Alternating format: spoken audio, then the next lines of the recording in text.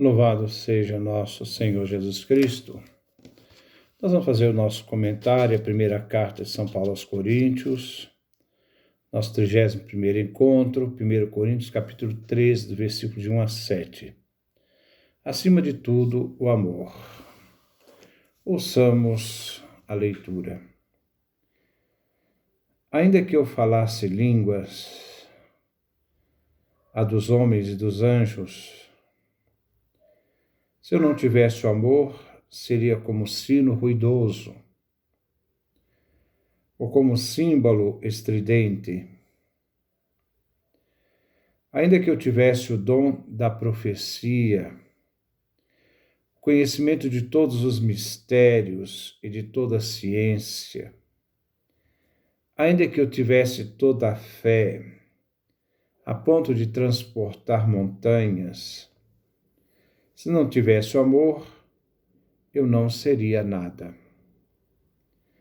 Ainda que eu distribuísse todos os meus bens aos famintos, ainda que entregasse meu corpo às chamas, se não tivesse o amor, nada disso me adiantaria. O amor é paciente, o amor é prestativo, não é invejoso, não se ostenta, não se incha de orgulho, nada faz de inconveniente, não procura seu próprio interesse, não se irrita, não guarda rancor, não se alegra com a injustiça, mas se regozija com a verdade. Tudo desculpa, tudo crê, tudo espera, tudo suporta. Este é o texto que nós vamos refletir no dia de hoje. Versículo 1. Ainda que eu falasse línguas as dos homens e dos anjos, se eu não tivesse o amor, seria como um sino ruidoso ou como um símbolo estridente. Paulo, neste hino, apresenta todos os dons e prodígios enumerados como sublimes, mas nenhum deles é maior do que o amor. Também podemos dizer a caridade, o amor gratuito. O hino do amor neste capítulo corresponde à segunda parte da parábola do corpo, e que falava da solidariedade dos membros na unidade. Será o amor ágape que une os membros da igreja a trabalhar para o bem de todos. Este hino será dividido em 3 partes. A superioridade do amor, versículos de 1 a 3, as obras do amor, versículo 4 e 7. Depois, mais adiante, nós veremos a eternidade do amor, nos versículos 8 e 13, no próximo encontro.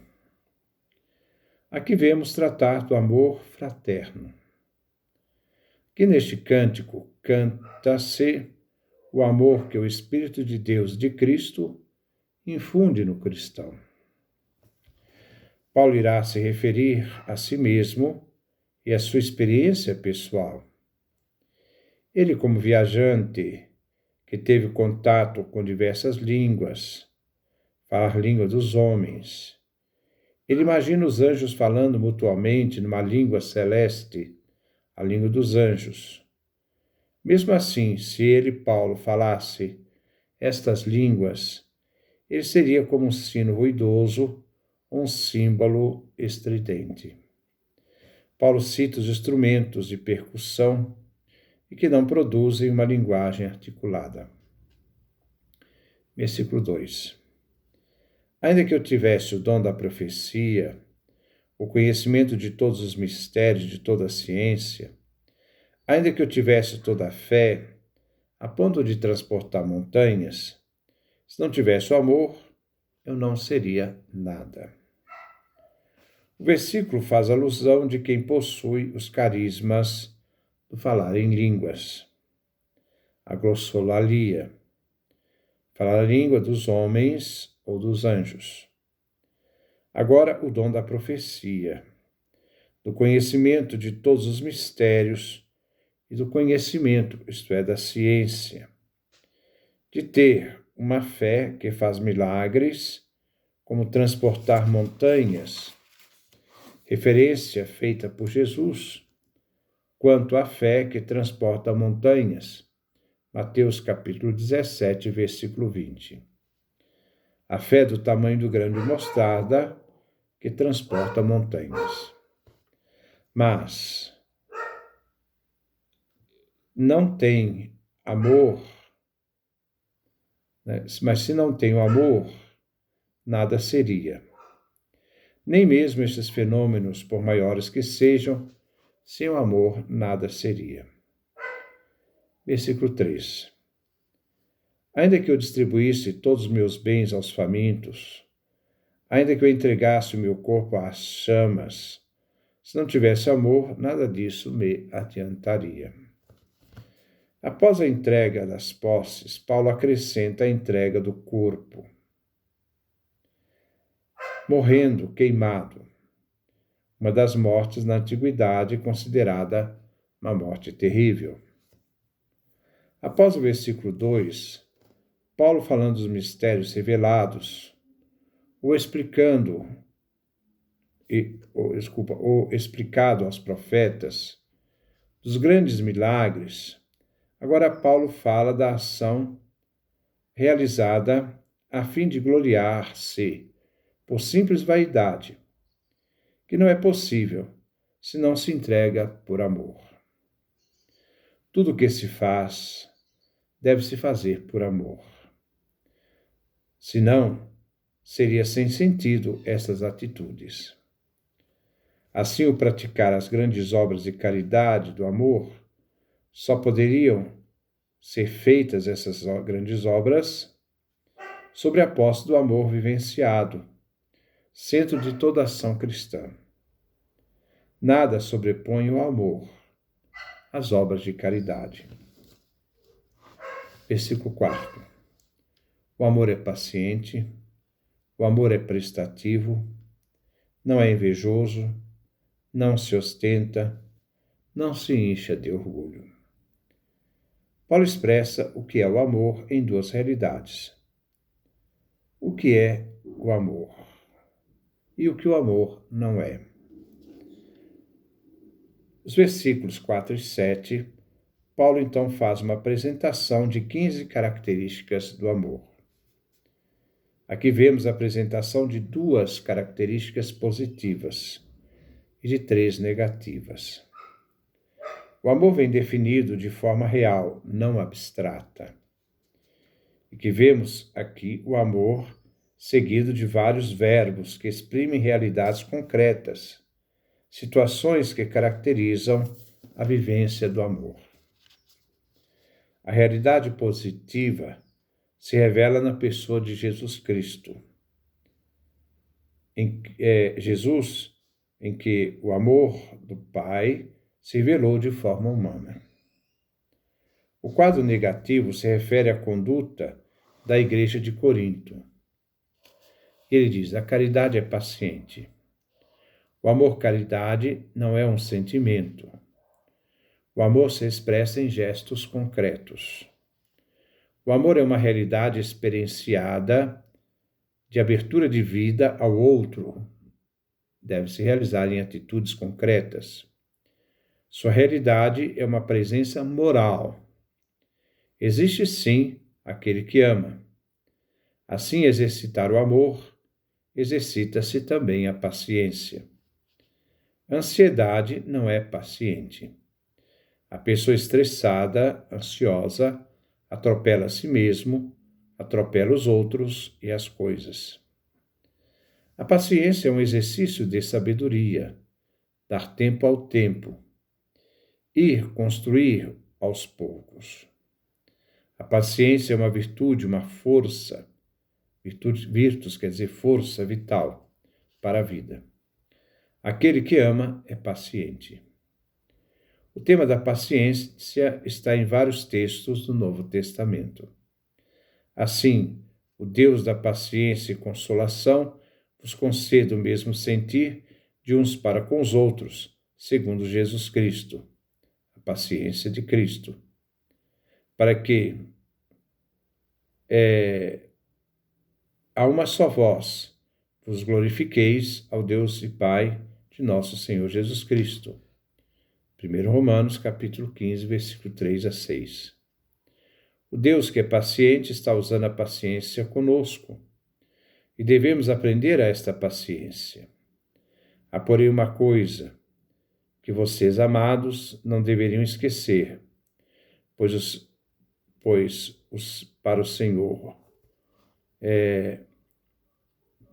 um dia é como 1000 anos e 1000 anos como um dia.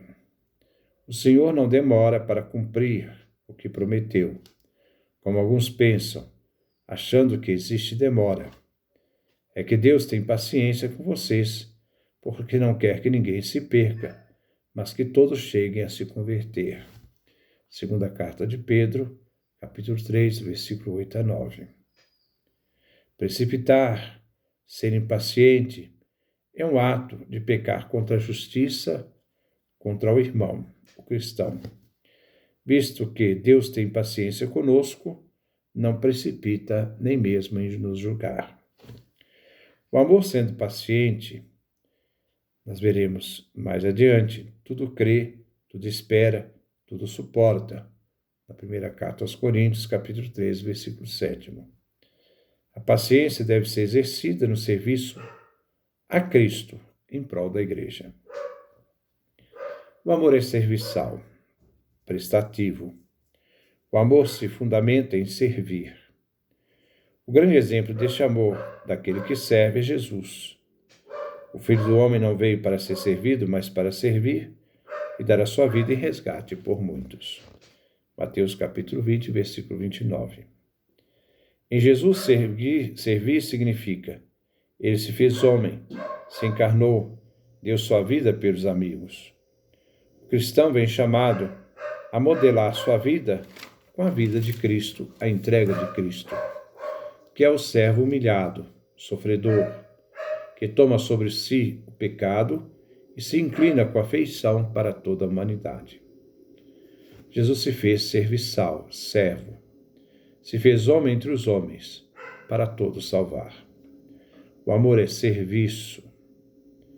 No amor não existe medida, né? É um serviço à vida. A base do servir é viver para os outros.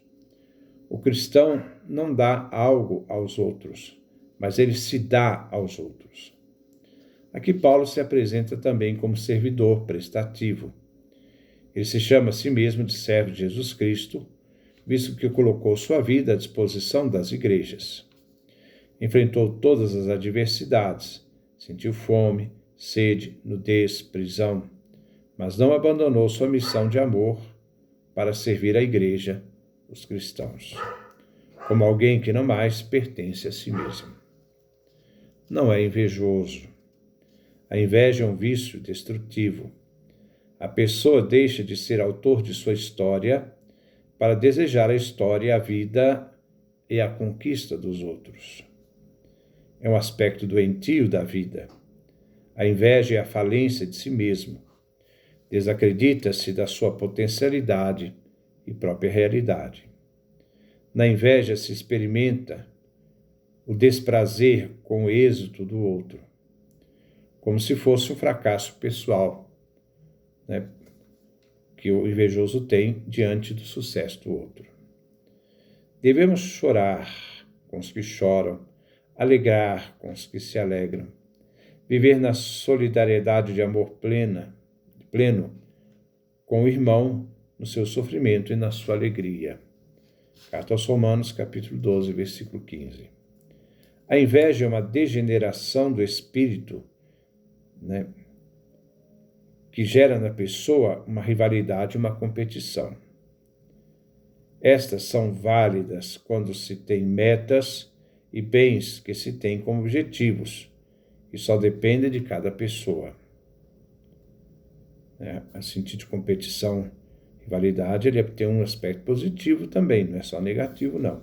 Mas o invejoso faz isso como modo não só da sua incapacidade de conquistar aquilo que deveria conquistar dele, mas ele acaba desejando aquilo que é do outro.